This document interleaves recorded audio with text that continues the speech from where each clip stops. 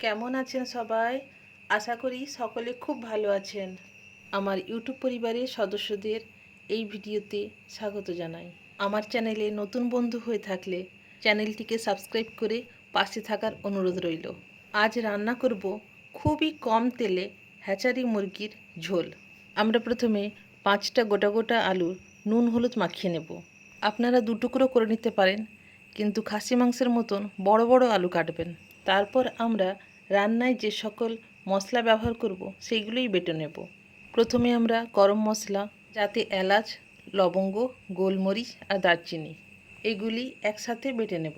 গরম মশলা আমাদের বাটা হয়ে গেছে। এরপর আমরা কয়েকটি শুকনো লঙ্কাও বেটে নেব। শিলনোড়ায় মশলা বেটে রান্না করলে কিন্তু রান্নার স্বাদ দ্বিগুণ হয়ে যায়। শিলনোড়ায় বাটনা আর কাঠের জালে রান্না, এর স্বাদে কিন্তু কোনো তুলনা হয় না। যাই হোক, গল্প করতে করতে কিন্তু আমাদের লঙ্কাগুলি বাটা হয়ে গেল। লঙ্কা বাটাগুলো আমরা একটা প্লেটে তুলে নিলাম। এরপর 2 চামচ মতন জিরে আমরা বেটে নেব এই শিলে। জিরেই যদি আপনারা শিলনোড়ায় বাটেন তাহলে একটু ভিজিয়ে রাখবেন, দেখবেন বাটতে অনেক সুবিধা হয়। জিরেও আমাদের বাটা হয়ে গেছে। এরপর কিছু রসুন বেটে নেব। রসুন প্রথমে আমরা অল্প থেঁতো করে নেব বাটার সুবিধার জন্য। ভিডিওটি স্কিপ না করে পুরোটা দেখবেন, আশা করি আপনাদের ভালো লাগবে। রসুনও আমাদের খুব সুন্দর বাটা হয়ে গেছে। এরপর বাটা রসুনগুলো আমরা একটা পাত্রে তুলে নেব। এবার ওই শিলেই আমরা কিছু আদা একইভাবে থেঁতো করে প্লেন করে বেটে নেব। প্রতিনিয়ত খুবই কম তেলে হেলদি এবং টেস্টি বিভিন্ন রেসিপির জন্য আমার এই চ্যানেলটিকে সাবস্ক্রাইব করে বেল আইকনটি প্রেস করে রাখবেন। যদি ভিডিওটি আপনাদের ভালো লাগে তাহলে একটি লাইক করবেন, এতে নতুন ভিডিও করার উৎসাহ পাই। আদাও আমাদের বাটা হয়ে গেছে। আদাগুলিকে আমরা গুছিয়ে নিয়ে সেই রসুনের সঙ্গেই একই পাত্রে তুলে নেব। সকল বাটনা আমাদের হয়ে গেছে। এবার রান্নাঘরের দিকে যাই। প্রথমে আমরা ওভেনে কড়া বসিয়ে কড়াটি গরম হলে সর্ষের তেল সামান্য দিয়ে নুন হলুদ মাখানো আলুগুলো ভেজে নেব। এই রান্নার জন্য আমরা হ্যাচারি মুরগি 300 গ্রাম ব্যবহার করেছি। এই মাংস কিন্তু একদম খাসি মাংসর মতনই শক্ত হয়। ব্রয়লার মুরগির তুলনায় এই হ্যাচারি মুরগির মাংস রান্না হতে একটু বেশি সময় নেয়। আলুগুলো আমাদের ভাজা হয়ে গেছে। একটি পাত্রে আমরা তুলে নিলাম। আমরা কিন্তু আর এক্সট্রা কোনো তেল নেব না।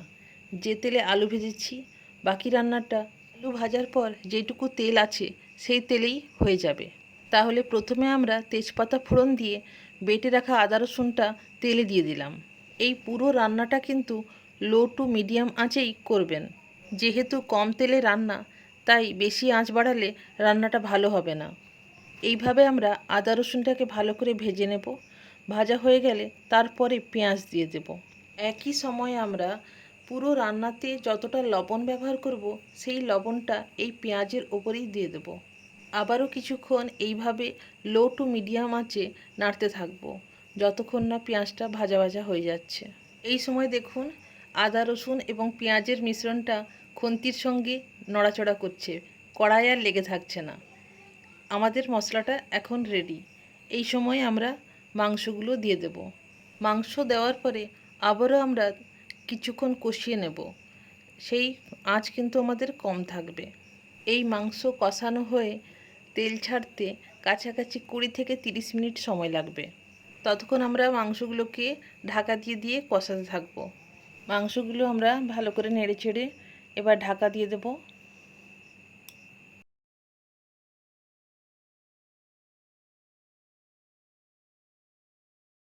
মাংস আমাদের প্রায় কষানো হয়ে গেছে, তেলও হালকা ছেড়ে দিয়েছে।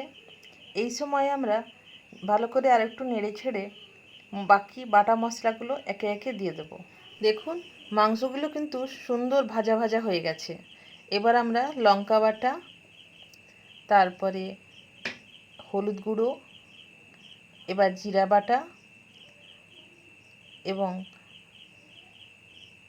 বাটনা ধোয়া জলটাও দিয়ে দেব।